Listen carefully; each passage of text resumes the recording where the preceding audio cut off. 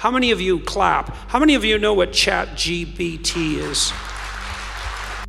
There are things, and everyone in the audience should know this, there are things coming down the pipeline on the artificial intelligence front that are just going to make your hair stand on end within the next year, because there is so much transformation going on in that domain, and that's been the case particularly for the last 6 months, that it's almost unimaginable. I figure a third of the universities will go broke in the next 5 years. So I'll tell you what ChatGPT is, just so you know, because you need to know this. And I don't know what sort of technological revolution this is. It's smarter than you. This is a big deal. So this AI system, it's a general language processing model, was released about a week and a half ago, and I went and interacted with it. It's an AI system, artificial intelligence system. It basically is trained on, well, a massive corpus of spoken or of text. So it's derived its models of the world from the analysis of human speech, essentially. It isn't using real-world data yet, but that will be happening certainly within the next year. And ChatGPT analyzes a very large corpus of text, and that corpus is growing all the time. Now, it's already sophisticated enough. I went on to it last week, and I said, okay, some of you know I've written these books, 12 Rules for Life, and then Beyond Order, 12 more rules, because, you can't have enough rules. And I asked it, this is what I asked it to do. I said, write me an essay that's a 13th rule for Beyond Order, written in a style that combines the King James Bible with the Tao Te Ching. That's pretty difficult to pull off, Any one of those things is hard. The intersection of all three, that's impossible. Well, it wrote it in about 3 seconds, 4 pages long, and it isn't obvious to me, for better or worse, that I would be able to tell that I didn't write it.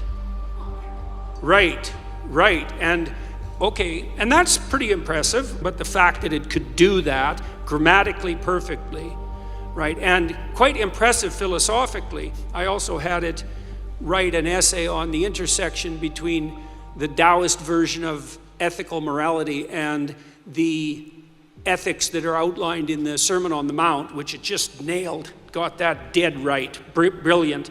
Again, it took it about 3 seconds. There was a computer engineer who purported to work for Tesla. He asked ChatGPT, he said, look, I work for Elon Musk, but I haven't been doing much for the last week, so I need you to write me 10 bullet points about what I probably would have done as a engineer at Twitter. What 10 things did I do last week that were productive and valuable? And if you don't mind, write me the accompanying computer code that goes with each project. And it did that too, 3 seconds, and the computer code works. Right, and so that's already there. So then a university professor did this. He thought, that's interesting.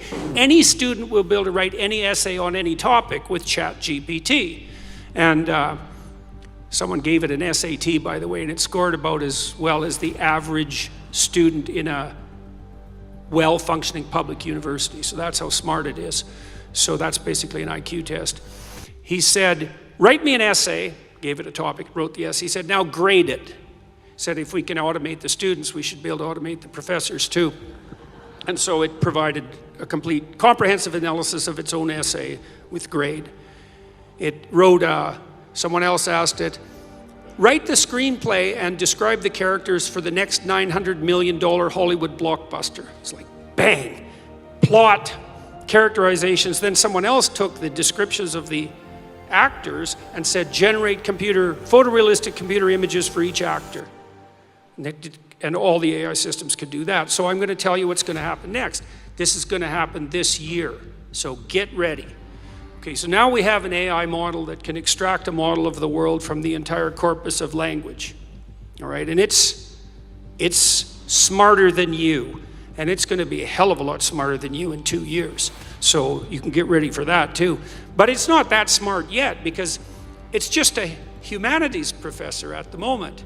It doesn't test its linguistic knowledge against the real world.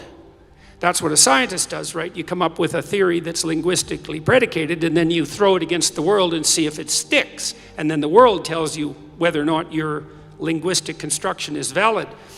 But the new AI systems will be able to extract out patterns from the world itself, from images and so forth, and then be able to test their linguistic constructions against the world, and so they'll practice just like scientists. And the most advanced models are going to use text and image and action as well, because they'll be able to model human action. And all of that's going to come down the pipes within the next year. So hang on to your hats, ladies and gentlemen, because what did my friend Jonathan Pajot say? Giants are going to walk the earth once more.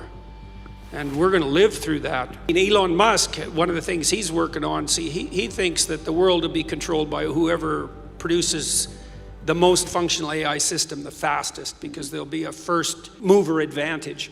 And one of the things Musk has been working on for a long time are distributed AI systems, so that you'll have your own artificial intelligence to protect you against, well, let's say against Google's artificial intelligence, for starters. Yeah, or the CCP's artificial intelligence, because you can bet your hat they're working on that about as fast as they possibly can.